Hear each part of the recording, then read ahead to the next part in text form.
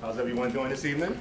I want to first off thank all of you guys for coming out. I know we had a little bit of a rainstorm earlier this morning, and I'm glad that we all made it out to hear some great information tonight.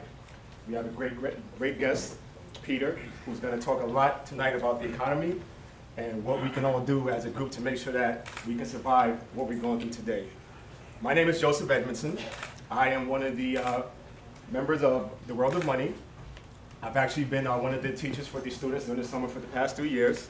I'm a financial advisor here with Access Advisors. I've been with the company about 5 years. I'm a certified public accountant, also a certified financial planner. And it's my passion to actually teach individuals about how to gain wealth and how to do smart things with your money. So I'm also excited about hearing Peter speak a little bit more this evening. When Sabrina first asked me a few years ago to come and teach the students at World of Money, I jumped at it because in order to teach youth about building wealth, you have to start as early as possible. And my goal and all the individuals that are with World of Money that present to the students, our goal is to make sure that we start them out as young as possible with doing the right things when it comes to their finances. So I hope you enjoyed our program tonight. Tonight our program is called Access Granted, and we bring you some great information about building a solid financial future for yourselves. So with that, I would like to introduce Micaiah Brown. Thank you, Joseph. Can you all hear me without the microphone, or should, oh well, I guess, I hear a microphone, so I guess that's good. Well, good evening, everyone. I just want to welcome you once again. Thank you for coming out to our, one of our first fundraisers called Access Granted. My name is Micaiah Brown, and I've been a member of the World of Money for about 4 years as a financial presenter. I'm also a investment consultant at Mercer Investment Consulting here in New York. And I'd like to thank my colleagues for coming out, those that are in the audience. The Leadership Council is a group that consists of several members across the board in financial industry, business owners, simply people who care about supporting this nonprofit, the World of Money. We have the distinct honor tonight of bringing you a series actually of fundraisers called Access Granted, as Joseph mentioned before.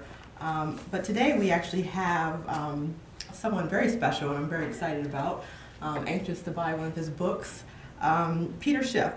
Peter is a businessman, author, and financial commentator. He frequently appears on CNBC, Fox Business Channel, and Bloomberg Television. He is one of the few economic thought leaders who predicted the current economic crisis, and he is CEO and Chief Global Strategist of Euro-Pacific Capital, a Connecticut-based broker-dealer. He's also CEO of Euro-Pacific Precious Metals, a gold and silver dealer based here in the city. So please help me with welcoming him and thanking him for coming out tonight to support the World of Money.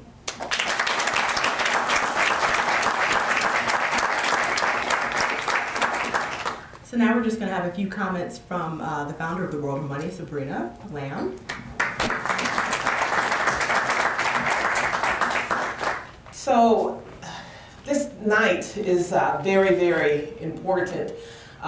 We teach children, as was already indicated, how to not only learn, save, invest, donate with money, their time and their resources, but how to really change their relationship with money and their relationship to money in the world.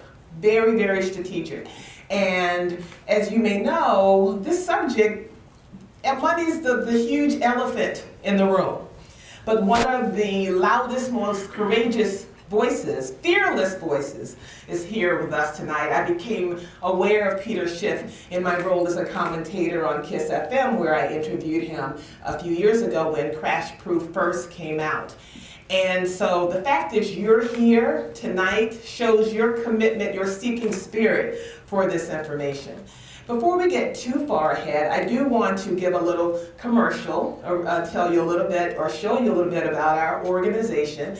The World of Money Youth Financial Education Institute operates primarily during the summer for 3 weeks, where we teach children from 7 to 18. It's about 45 hours per week. Does not include our real estate tour, a community day of service, opening and closing the NASDAQ Stock Exchange. We will visit the White House, and we also have a parents forum. But we teach children everything they need to know. Some children will tell you, I don't believe that I deserve to have money, or rich people are wicked, or whatever toxic attitude they have. And my fear is that a child with that internal attitude won't be able to attract money or earn money so that they can protect themselves. And then this kind of attitude will go on for generations and generations. So the work that we do, and I'm so, so honored to have at least 35 volunteer financial presenters that come from all aspects of the Wall Street and the business world to come and to share their expertise. It's no walk in the park, the Institute. They have to be there on time, the children. It's from 9 to 4:45 every day.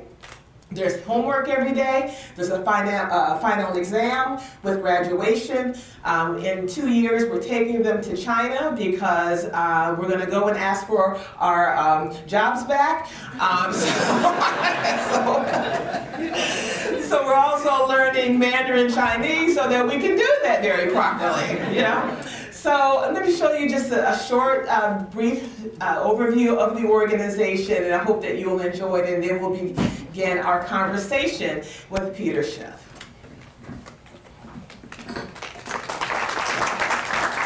So Peter, I was really moved in your book, your dedication to your father, Crash Proof, particularly because I think it's very heartwarming, and it embodies what we encourage at World of Money our parents to do with their children, and that's have a conversation. Particularly because I think it's very heartwarming, and it embodies what we encourage at World of Money our parents to do with their children, and that's have a conversation. Peter writes, to my father, Erwin Schiff, whose influence and guidance concerning basic economic principles enabled me to see clearly what others could not. To my son Spencer, in whom I hope to instill a similar vision. And to his and future generations of Americans, who through hard work and sacrifice might one day restore this nation to her former glory. Would you share with us, Peter, those teachable moments that your father had with you and your brother Andrew with regard to the subject of money? Sure. I think, you know, a lot of adults don't even understand what money is, let alone children. So I think we can start there and really talk about money, you know, because money had to be invented. It wasn't, you know, the cavemen didn't have any money. So somebody had to invent it. It was probably one of the greatest inventions that we've had. But, you know, we had commerce before we had money. So how was commerce conducted in the absence of money? Well, it was barter. If you wanted something, you had to trade what you had for what you wanted. So if you happened to make chairs and you wanted a suit of clothing, you needed to find a tailor who needed some chairs. And that's how it worked. It was a very inefficient form of commerce. But the creation or the invention of money, money is a good that will be accepted in exchange for all other goods. And in the invention of money, societies were able to find one good that everybody would want. So if you were a chair maker and you wanted a suit of clothing, you didn't need to find the tailor who wanted your chairs. You could simply use money. And in different societies, different things became money, but the most common form of money that ultimately won out through most of the civilized world, and what became money in America, was gold. Gold and silver were money, because gold is a good. It is a commodity. It has intrinsic value. There is a use for gold. Yet what made gold ideally suited for money was its other properties. An ounce of gold is an ounce of gold. They're all exactly the same. In fact, if you have an ounce of gold, you can melt it down and make 2 half-ounce coins, or 10 1/10-ounce coins. And it's always the same. And it holds its value. I mean, money needs to hold value. It needs to be a store of value. Because what if you don't want to spend your money today? What if you want to save it and spend it in the future? You need to be able to save something that's not going to rot away, that's not going to decay. Also, if somebody loans you money, and you have to pay it back, he needs to know that you're going to pay him back in something that's identical to what he loaned. So there are a lot of other commodities. You can try to make something else money, but they're not all the same. But gold is the same. It's uniform. It doesn't decay. You can drop gold in the ground or drop it to the bottom of the ocean, and in 500 years you can find it, and it's exactly the way it was when it was dropped. And your father taught you this? What you just said, you learned this from your father? Well, he taught me, I think he taught me about money. Yeah, he taught me when I was a little kid about the four properties of money. It's a unit of exchange, medium of account, unit of deferred payment, store of value. You know, but the problem in our economy today, this is called the world of money. There is no money in the world today. We're using money substitutes. We are no longer on a gold standard. We're using little pieces of paper instead of money. And that's a problem, because paper, yes, it's a medium of exchange. I can exchange my paper for goods, but it doesn't store its value. That's the problem. You don't know what a dollar is going to buy in the future. I mean, a dollar today doesn't buy anything near what a dollar bought when our parents had them or when our grandparents had them. But my great-grandparents, when their money bought even more than their children's money when it was real. So the real problems in the global economy today can be traced to the fact that we no longer have real money, that we're trying to get by with money substitutes. But the reason that we have fiat money, or paper money that is created by government, is because the government wants it. The people don't benefit from this kind of money, but the government does, because it puts the power in the government, because they can create money out of thin air and use it for whatever they want. But when they do that, they destroy the purchasing power of the money that everybody else has. And our whole financial bubbles, the stock market bubble, the real estate bubble, was all a function of paper money. If we were on a sound monetary system, none of those bubbles ever would have inflated, and the U.S. economy would not be in the dire predicament that it's in today. Well, you've written that the American economy is essentially a house of cards. What did you know? You've done a better job than almost anyone in starting back in 2005, predicting the bubble that occurred in 2008. What did you recognize? What did you see that George Bush, Bill Clinton, Secretary Paulson, the SEC, the Fed chair, and the American consumer did not see? Well, what did you see on the horizon? Well, there are a lot of things that people didn't see, either because they didn't understand there, or because they just closed their eyes and they didn't want to see it. But if you want to know, what I saw leading up to the real estate bubble, I understood the dynamics behind the NASDAQ bubble, the stock market bubble, which was going on in the 1990s. And I knew that that bubble was going to burst. I was in the investment business, and I was advising my clients to sell their NASDAQ stocks. And this was a crazy mania, and it was going to be a disaster. And the NASDAQ was going to drop 80–90%, get out. And I understood that it was a bubble, and I knew it was being fed by Alan Greenspan and his monetary policies. I could see this, and I expected a pretty big recession when that stock market bubble burst, because I knew we had a lot of excesses that needed to be worked out. I knew that there were crazy schemes being funded. A lot of people had jobs at companies that really weren't viable. A lot of non-viable companies were renting office space. They were buying products on credit from other companies. I knew this was going to end badly. I knew people were going to lose a lot of money. People were going to lose their jobs.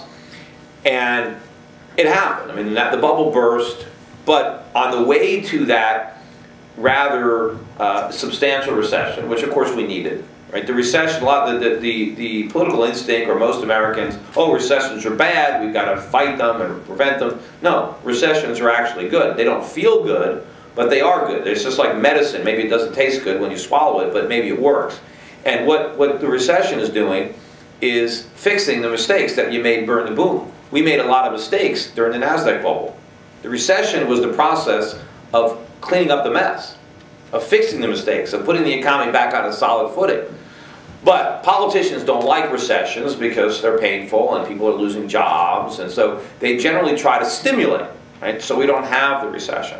But when you don't allow the recession, you don't really allow the cure, so you never really get better. You kind of cover up the symptoms. And I saw this. I saw Alan Greenspan slash interest rates down to 1%. And I watched the impact this had on the housing market. I saw it because I was watching in Southern California when I just got married in 2000, and my wife at the time wanted to buy a house.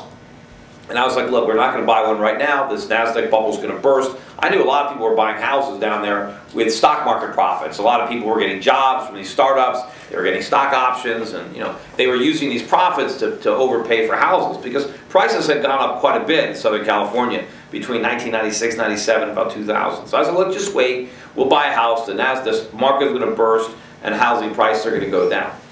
So I'm watching the market very closely. The NASDAQ bubble bursts, stocks are plunging, the NASDAQ goes down 80%. I'm figuring, okay, housing prices are going to come down too. But they didn't. And they didn't because Greenspan slashed interest rates down to 1%.